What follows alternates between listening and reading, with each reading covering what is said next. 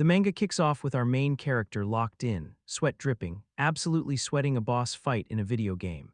He manages to secure the W with his squad, but before he can even type GGS in the chat, he suddenly feels a sharp pain and folds straight onto the floor. Up until that literal skill issue, he had lived a pretty decent life. But then the doctor hits him with the ultimate bad news, explaining that he only has 3 years left on his subscription to life because of a rare, uncured heart condition. His survival rate is basically zero, and the doc warns him that the next time his heart decides to disconnect from the server, it is game over. Hearing this, he decides to rage quit his real-life job and pours every single ounce of his remaining energy into his true passion, a VR MMO called Broken Balance Online, though literally everyone just calls it BBO. He goes full sweat lord and actually becomes one of the strongest players on the entire server. Sadly, as his illness worsens, his real-life debuffs kick in, and his reflexes and speed can no longer keep up with the sweaty tryhards. However, his brain is still massive, and his BBO meta-knowledge remains completely unmatched. When the day finally arrives for him to drop his ultimate strategy guide and solo a boss that the community thought was literally unkillable for the next 3 years, he looks at his screen wishing he had a longer lifespan just to see how the meta evolves. With his fingers barely responding, he uses his final bit of battery percentage to text his guildmates and thank them for the carries. He closes his eyes, accepts his permanent ban from Earth, and expects eternal darkness, only to wake up in a random bed like a standardized Isekai protagonist. A massive download of memories hits his brain, and he realizes he has just been reincarnated into a whole new world while keeping his past life saved data. His new character name is Eldo, and he is the fourth son of a broke, low-tier noble living in the literal middle of nowhere. His new family treats him like an absolute NPC, and the only person who even gives him the time of day is his oldest sibling.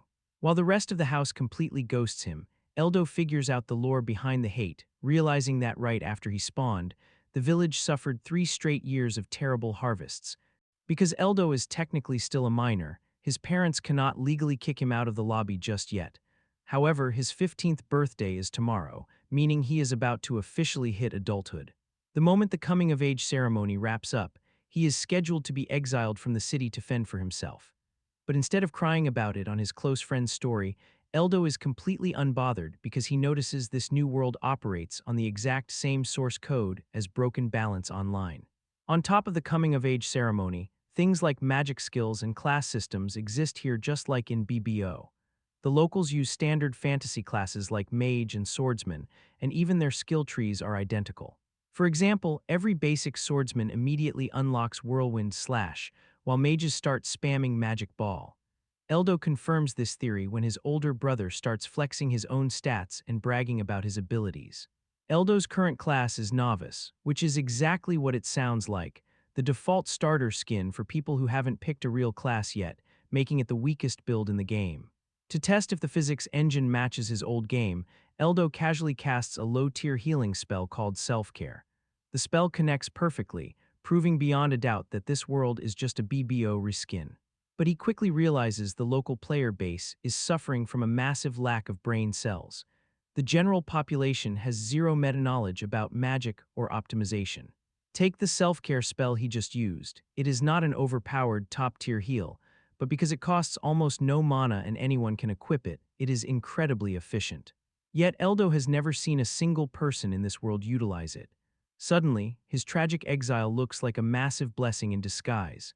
Instead of being stuck in a toxic household dealing with high-key haters, Eldo would much rather get kicked out and start his solo leveling arc. Plus, with his encyclopedic knowledge of BBO, surviving is going to be a walk in the park.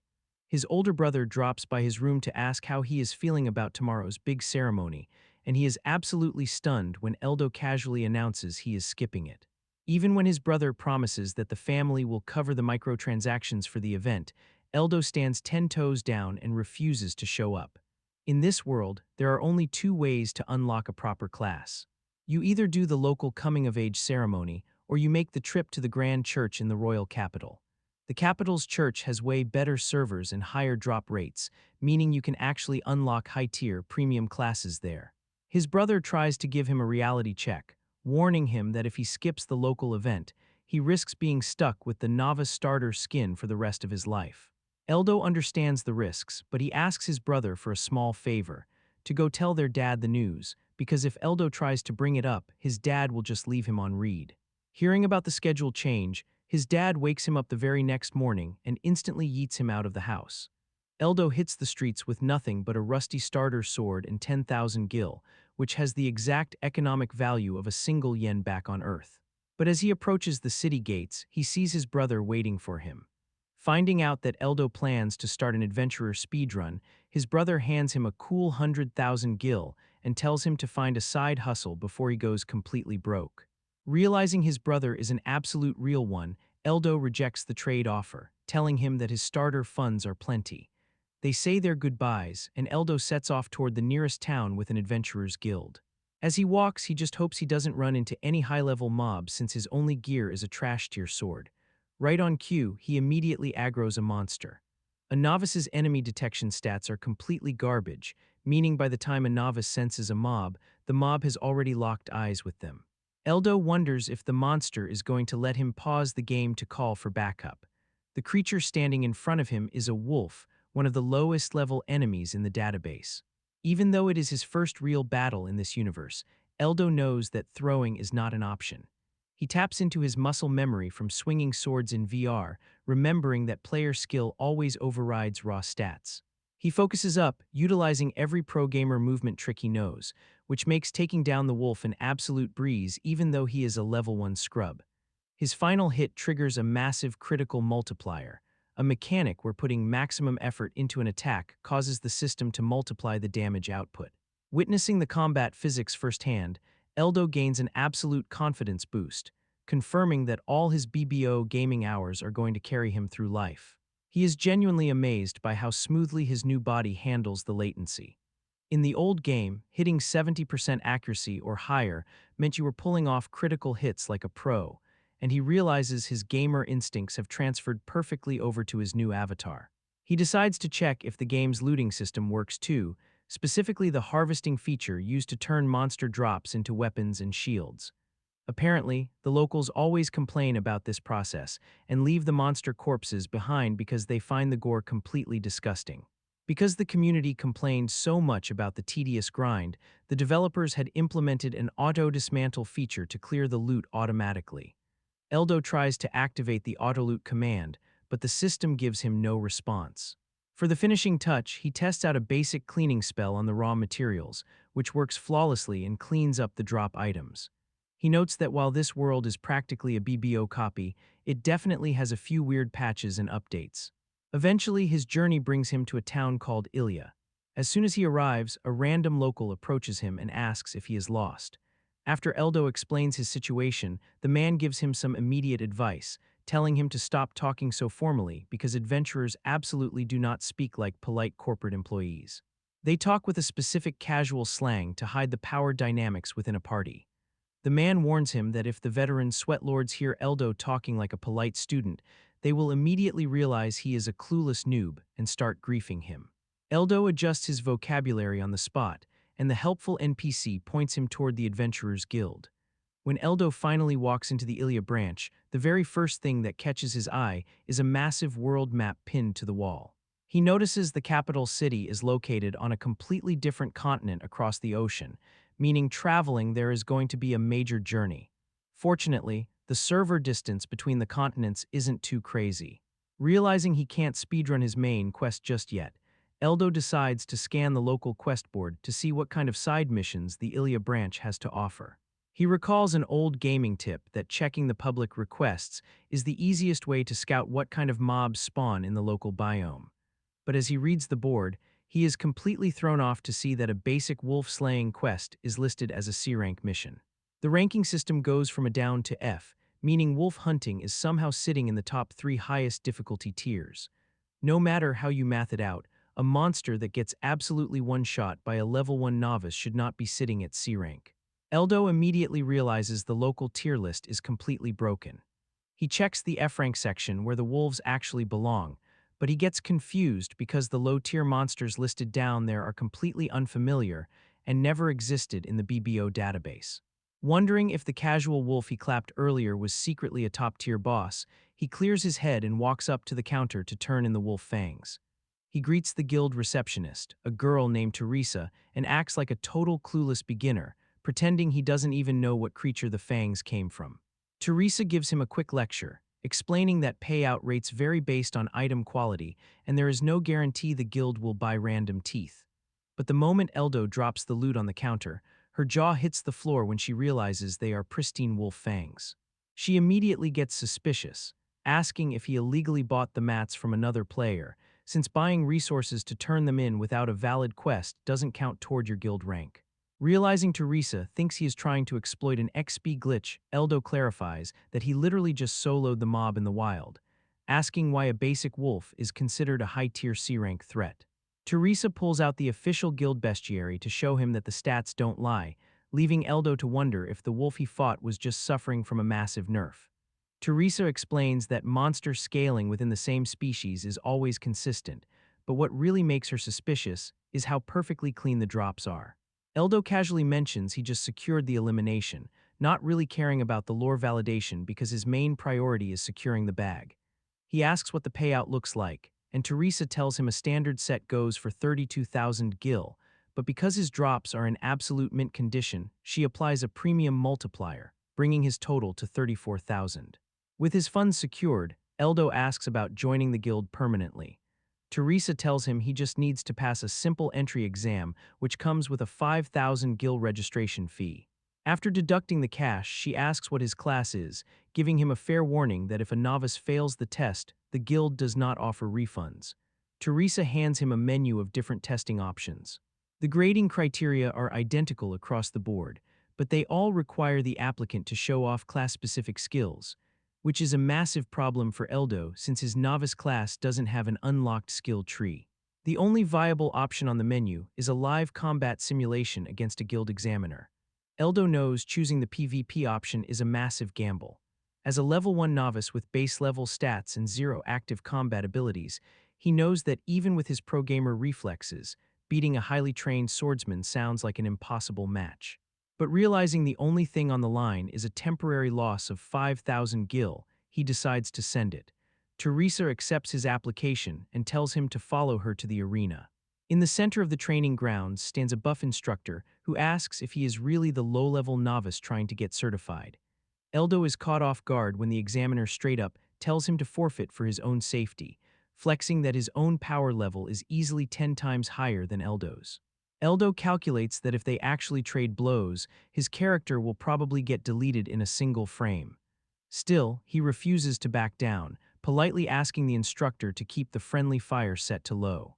The examiner promises to only give him a minor beating and asks if Eldo wants a safe wooden practice sword, but tells him he can use his real weapon if he wants to.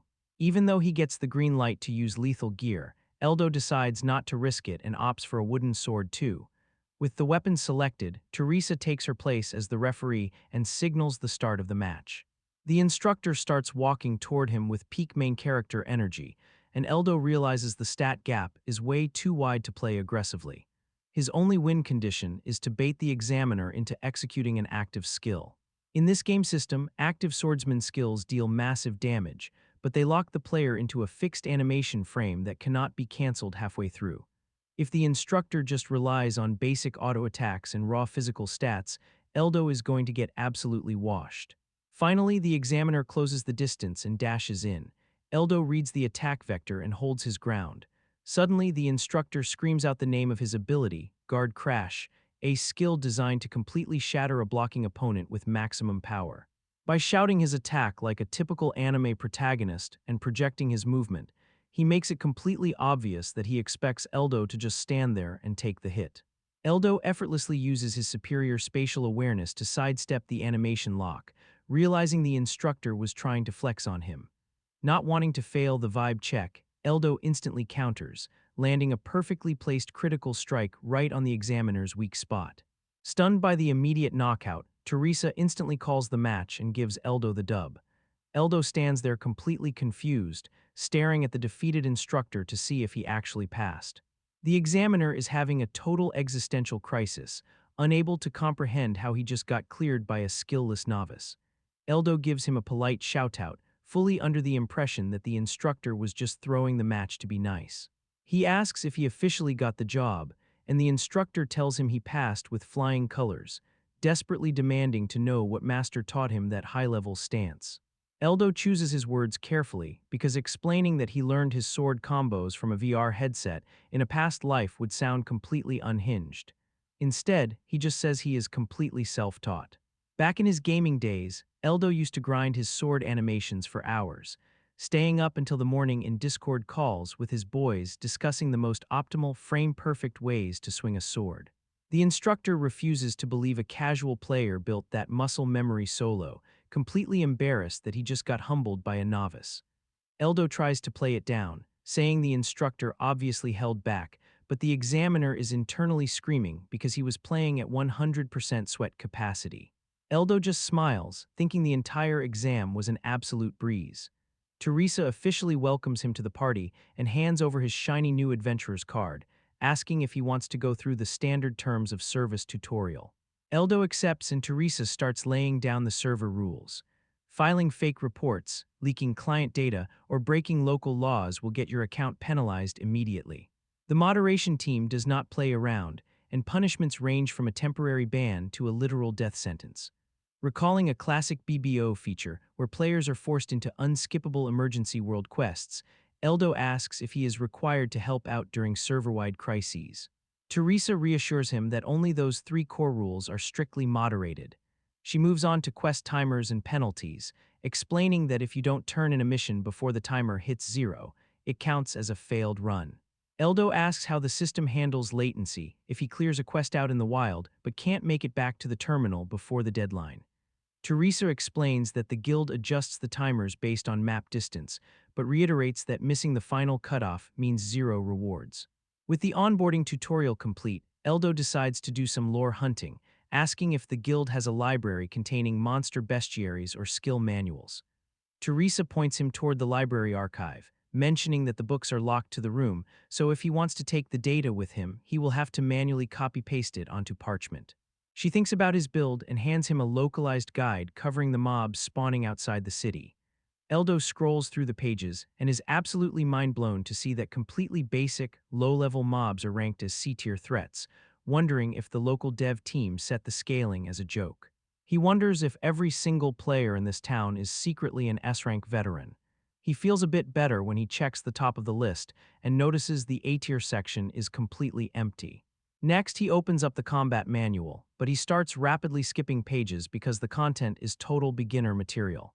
He gets genuinely annoyed when he reaches the advanced sections because the guide completely skips crucial PvP mechanics, spacing tutorials, and enemy movement prediction. After reading a section about a supposedly legendary ultimate move called Miracle Strike, Eldo is completely baffled to find out the local critical hit rate peaks at a pathetic 20%.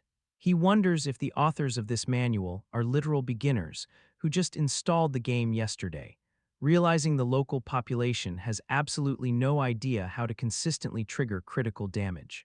Realizing the local guides are completely unreliable misinformation, Eldo decides he needs to leave this starter town. Teresa looks shocked when he asks for directions to the capital city. She tells him he needs to take a ferry across the map, but Eldo asks for a cheaper route since boat tickets sound like an expensive microtransaction.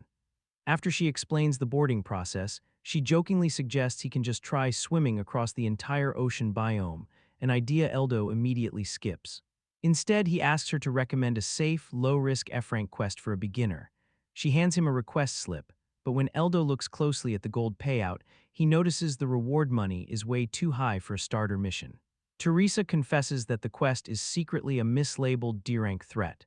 Eldo immediately hits the cancel button, insisting on a regular, chill F-rank run because he isn't trying to speedrun his funeral. Teresa asks why he is playing so scared when he literally just styled on the guild instructor yesterday. Eldo claims that victory was a total fluke, telling her he only won because he accidentally RNG crit the examiner with a miracle strike. Teresa uses this as an excuse to push the harder quest, explaining that only high-level server elites can consistently land miracle strikes. Eldo ignores the peer pressure, browses the board himself, and locks in a basic quest to hunt kick rabbits. After getting directions to the nearby woods, Eldo leaves the lobby. On his way out, he bumps into the instructor he recently humbled, who playfully trolls him by calling him the strongest novice and asking if he is off to go grind some XP. Eldo humbly rejects the title, telling him he is just going to farm some basic rabbits, and the instructor wishes him good luck on the grind. Eldo enters the forest and immediately spots a silhouette, wondering if he found his target. But before he can even target lock the creature, he gets completely ambushed by a whole pack of lesser wolves. He immediately realizes Teresa completely set up his map markers and baited him right into a high-density mob spawn. With no escape option available, Eldo draws his sword and locks in. He smoothly evades their attack animations and starts landing massive critical counters on the pack. Once he thins out their numbers, he turns on his pro-gamer movement, dropping the remaining wolves with clean one-taps. After wiping the entire lobby, a sudden stat boost washes over him, making his avatar feel lighter. Since this world doesn't have a visible user interface, he decides to test his power scaling by picking up a rock and executing a level 2 ability called Reinforced Stone Throw. The rock launches like a railgun and gets completely buried inside a tree trunk, confirming he successfully leveled up his character sheet.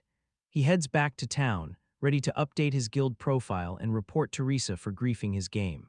He marches into the building, drops a massive wolf corpse right onto the counter, and asks her if this is what passes for a kick rabbit in her textbook. Teresa immediately puts on an Oscar-winning performance, acting completely clueless and claiming she explicitly specified that the zone only contained rabbits. She gaslights him into believing he simply walked into the wrong forest biome by mistake. Realizing she is going to stand by her script, Eldo decides to play along, asking to cancel the quest since he technically went to the wrong map. But Teresa pulls a fast one on him, announcing that the quest is already marked as complete because she conveniently pre-filled the paperwork for a wolf hunting run. Eldo's annoyed face instantly disappears when she slides the payout across the table. For clearing 6 wolves, he gets handed a massive stack of 120,000 gil. Eldo instantly forgives her, gaslighting himself into believing she was secretly looking out for his financial grind by matching him with high-tier payouts. Realizing this farm route is incredibly lucrative, he asks if the quest is repeatable, planning to go right back out to clear more mobs. The next day, Eldo visits a local blacksmith shop to shop for a new short sword that actually matches his hitbox. Having a reliable weapon is crucial for his solo build, since his raw base stats are still relatively low. He looks at the budget gear on display and turns up his nose, asking the shop owner to show him the premium inventory behind the counter. The smith pulls out an expensive, high-tier blade and Eldo asks to test the handling. After performing a few practice swings to check the weight and frame data, he purchases the sword. Now completely broke again, he heads right back to Teresa to look for more wolf hunting contracts. Teresa mentions the server limit for the global wolf quest has 32 eliminations left on the counter. Eldo asks how the world event caps work, and Teresa explains that the guild only pays out rewards up to that specific number, meaning any extra kills won't generate any cash. Eldo tells her to lock him in for all 32 slots, leaving Teresa completely stunned. She asks if he is seriously trying to solo a massive horde, and she loses her mind when Eldo casually replies that clearing 32 mobs will only take him about 2 hours. To optimize his time and avoid making 2 trips, he asks to multi-queue another quest simultaneously. He selects a side mission to hunt Spearmiss, and an ecstatic Teresa quickly processes the dual enrollment. Eldo hits the forest and speedruns his first contract, clearing the 32 wolves with time to spare. He moves deeper into the map to search for the mice, but a sudden heavy fog completely rolls in, tanking his visibility. After walking through the mist, he spots a rodent with a literal horn growing out of its head. He draws his blade, but the moment he targets the creature, the mouse lets out a deafening, high-pitched screech. Realizing the mob is casting a global distress signal to call for backup, Eldo rushes in and ends its connection immediately. But his quick kill doesn't stop the spawn algorithm. A massive wave of reinforcements instantly surrounds him. Realizing he is at a major stat disadvantage and relying entirely on his mechanical skill to survive, Eldo gives himself a quick pep talk and starts kiting the horde, landing ranged attacks and systematically clearing the field. He manages to eliminate every single mouse, but his health bar takes some noticeable chip damage. He casually casts self-care to patch up his wounds and goes right back to farming more spawns. When he finally strolls back into the guild hall, Teresa's jaw drops when she tallies up his drop items and realizes he single-handedly eliminated 276 enemies. Eldo can see right through her expression, knowing she is trying to play dumb again. But as they inspect the loot together, they both realize something crazy happened. Even though a standard spear mouse is a low-tier E-rank mob, they have a hidden mechanic where they can form a massive swarm. Teresa notices a specific rare horn drop and identifies it as belonging to an army spear mouse colony, a separate entity that scales all the way up to C rank. Eldo asks if he just failed the assignment, shocking Teresa because she expected him to be traumatized. She explains that running into a C-rank army solo is usually an automatic trip to the graveyard. Eldo asks if they can just retroactively swap his quest ticket to the higher-paying army version, but Teresa tells him the guild interface doesn't allow quest swapping. To make up for the system error, she explains he can still sell the high-tier raw materials directly to the guild for a premium price. The moment Eldo hears that each horn sells for a clean 20,000 gil, he mashes the sell button on his entire inventory. When Teresa hands over his earnings, Eldo notices a shiny, unfamiliar platinum coin in the pile. Teresa explains that a single platinum token is worth a massive 1 million gil, warning him to keep it hidden in his inventory so he doesn't get targeted by high-level thieves. With his bank account completely loaded, Eldo finally has enough funds to purchase his ticket to the capital city. Teresa looks pretty sad to see him pack up his things, noting that the Ilya server hasn't seen a high-level player like him in ages. Curious about his long-term roadmap, she asks what his main objective is at the capital. Eldo tells her he needs to visit the main church to unlock his true class progression so he can finally stop playing on a novice account. As he says his goodbyes and walks toward the exit, Teresa runs after him and offers a genuine apology for lying to him about the beginner rabbit quest. Eldo tells her it is all good, but gives her a friendly warning not to troll future newbies like that because the next player might not be as chill about it. He leaves Ilya behind and journeys toward the local harbor town. The moment he arrives at the docks, a gate guard tells him he needs to purchase his transit ticket from the Maxia commercial firm. Eldo tracks down the corporate headquarters and is absolutely stunned by the massive, high-budget scale of the building. Because he doesn't possess a premium letter of introduction from a high-ranking noble, the receptionist hits him with a massive 3 million gil entry fee. The ticket salesman initially assumes Eldo must be some legendary top-tier server celebrity to casually afford that price tag. But when Eldo tells him he is just a random unranked adventurer, the salesman thinks it is a top-tier joke and praises his sense of humor. Eldo boards the cruise liner, settling in for a 3-hour travel cutscene across the ocean before arriving at the capital. As he explores the deck, he spots a glowing object mounted at the bow and correctly guesses it is a magical artifact called a water-traveling stone, wondering if the ship's navigation system relies on it. Suddenly, his attention is caught by two girls having a massive argument over a failed crafting recipe. Eldo takes one look at the raw materials laid out on their table and instantly recognizes the exact meta-ingredients required to brew a high-level pale green spirit potion. Overhearing his casual commentary, the two girls spin around and desperately ask him if he secretly knows the hidden crafting recipe just by glancing at their inventory.